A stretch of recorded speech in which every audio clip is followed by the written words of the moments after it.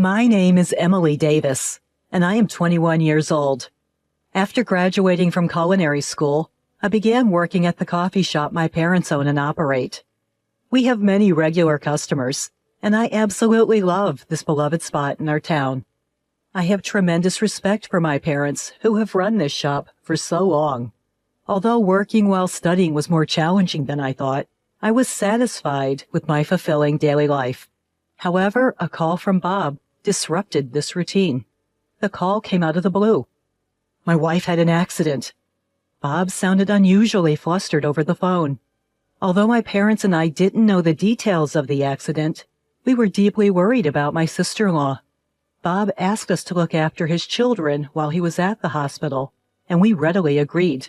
My nieces and nephew are still quite young and need a lot of attention. Before heading to the hospital, Bob brought the two children to our coffee shop.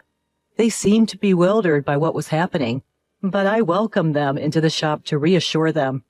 We received another call from Bob 2 hours later. We breathed a sigh of relief when we learned that my sister-in-law's life was not in danger. However, she had a severe sprain in her foot and needed to rest at home for a while. So Bob asked us to continue looking after the children for a bit longer. I was torn.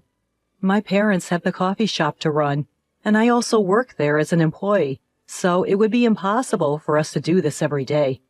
After discussing with my parents, we agreed that I would take care of my nieces and nephew for about 2 weeks. At first, I was nervous about whether I could take proper care of my nieces and nephew. However, they quickly warmed up to me, and they were well behaved without being particularly demanding, so I managed to pull through. When things got tough, as I was not accustomed to looking after children, my mother was there to support me. 2 weeks later, the need for me to look after my nieces and nephew had passed, and life returned to normal. But then, I received another call from Bob.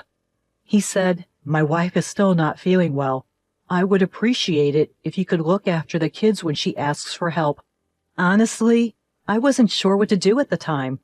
In the end, I couldn't bear to leave my nieces and nephew unattended, so I replied, "I can do it occasionally."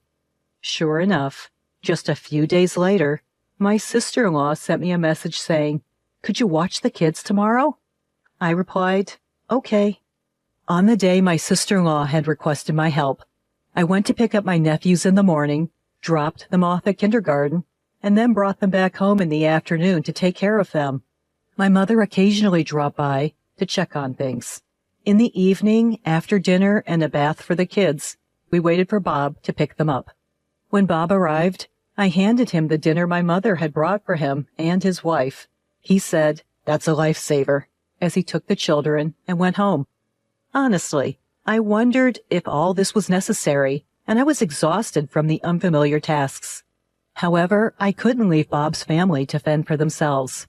Both my mother and I did what we could.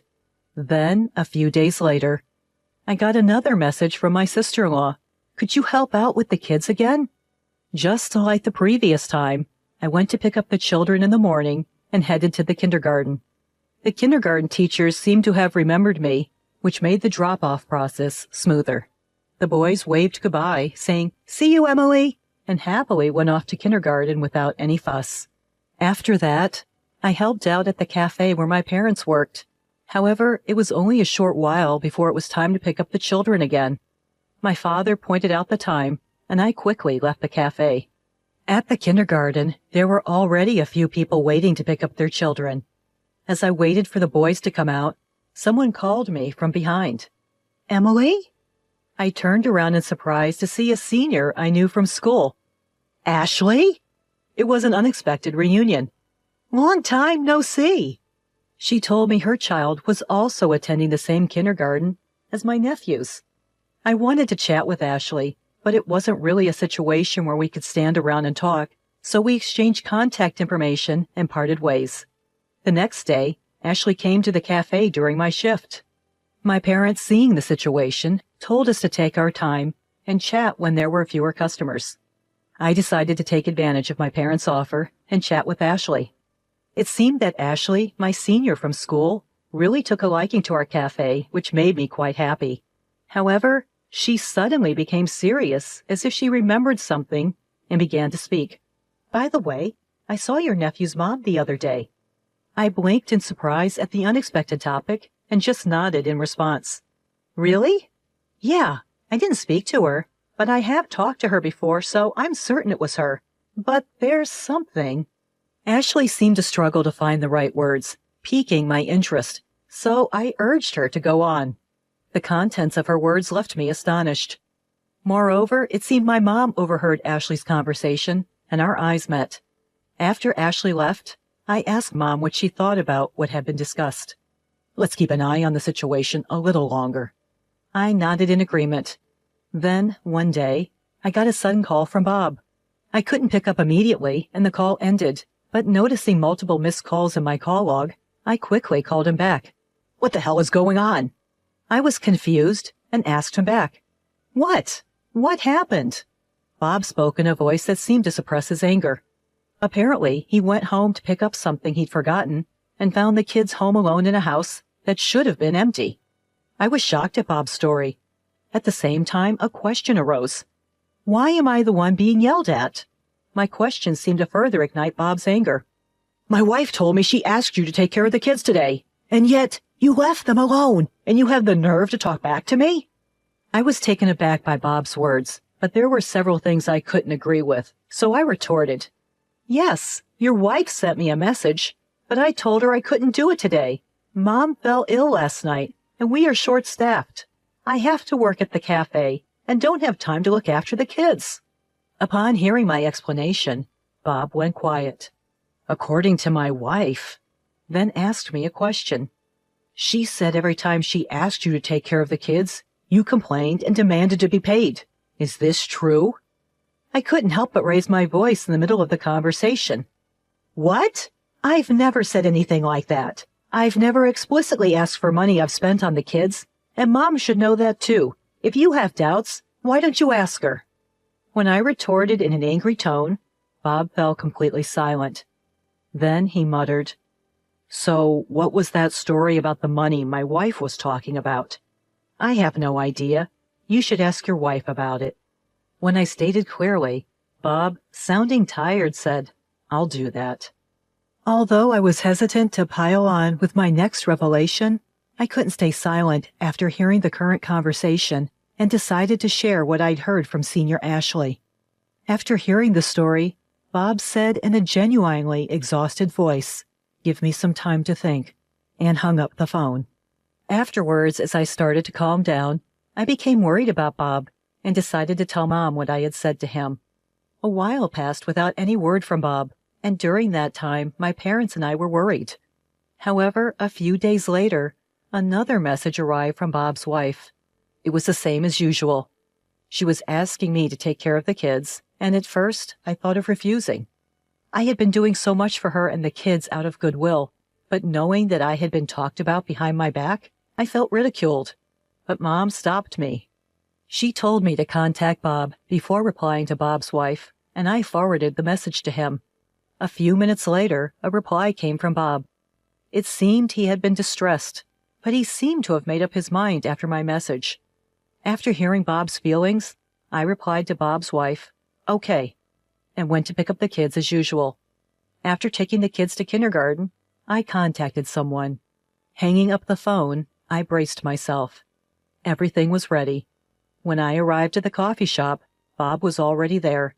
Bob's face was tense, whether from nervousness or anxiety. It was the first time I saw him like this, and I hesitated about how to approach him, but then Mom went up to him and said, I'll pick up the kids, so don't worry. You need to see for yourself and focus on talking things out with your wife. Emily, I'm counting on you. Bob, looking startled by Mom's words, nodded. Then I nodded back at Mom too. Okay, I'm off. I set off for Bob's house along with him. Bob paused in front of his house, fumbling for his keys. I noticed his hands shaking, but pretended not to see. Faint voices of my sister-in-law and a few other women were audible from inside the house. Bob unlocked the door and slowly pushed it open. We stepped inside quietly, trying not to make a sound. The chatter was now clearer. So, how's your foot doing? I could hear my sister-in-law replying to the woman's question. "Oh, it's fine. Almost completely healed." Oh, I knew it, I thought. The strange feeling I'd had recently seemed to be resolved. For a moment, I was distracted, but I snapped back to attention and focused on what my sister-in-law was saying. "But once it's fully healed, my husband will probably find out, and I won't be able to laze around like I can now." "Oh, right. Your sister-in-law and her parents are looking after the kids, aren't they? How lucky!" "Yeah, really lucky that Emily isn't married. I'm so grateful to have an unemployed single homebody living at home." Hearing my sister-in-law's words, I felt my body getting hot with anger. I had suspected that we might be being exploited by my sister-in-law, but I hadn't imagined she would think this way. I reached my limit, burst open the door to the living room, and stormed in. My sister-in-law looked shocked when she saw me. I glared at her and said, "Yes, I'm not married and I'm living at home, but I'm not exactly idle. I thought we were helping out because you guys were in trouble. I didn't think you would talk about it like this." But my sister-in-law seemed more interested in why I was here and how I got into the house. She looked at me and said, Why are you here? How did you get into the house?" I felt a tap on my shoulder and stepped back.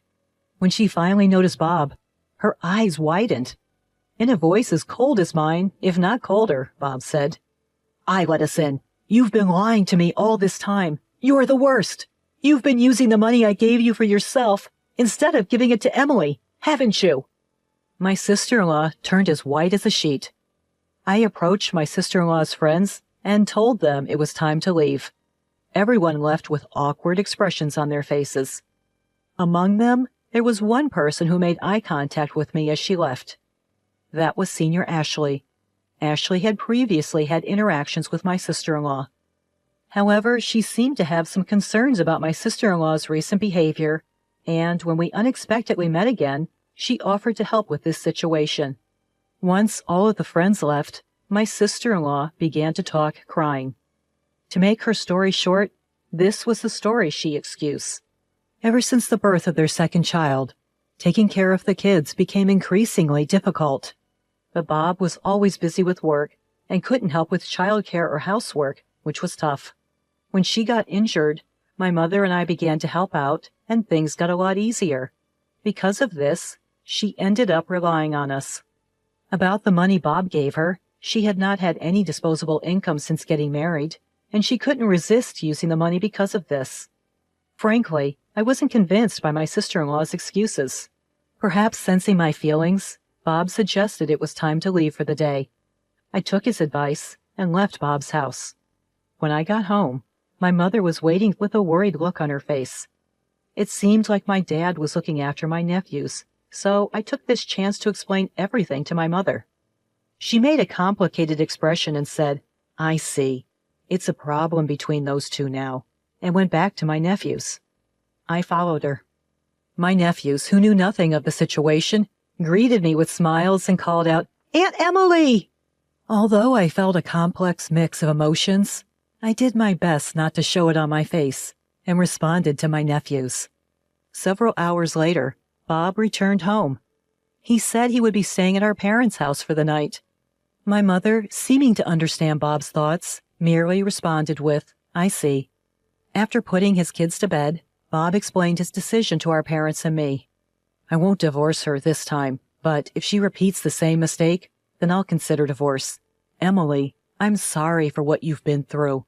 And you too, Mom." "No, it's okay. But are you sure that's what you want, bro?" Worried about their relationship, I asked Bob.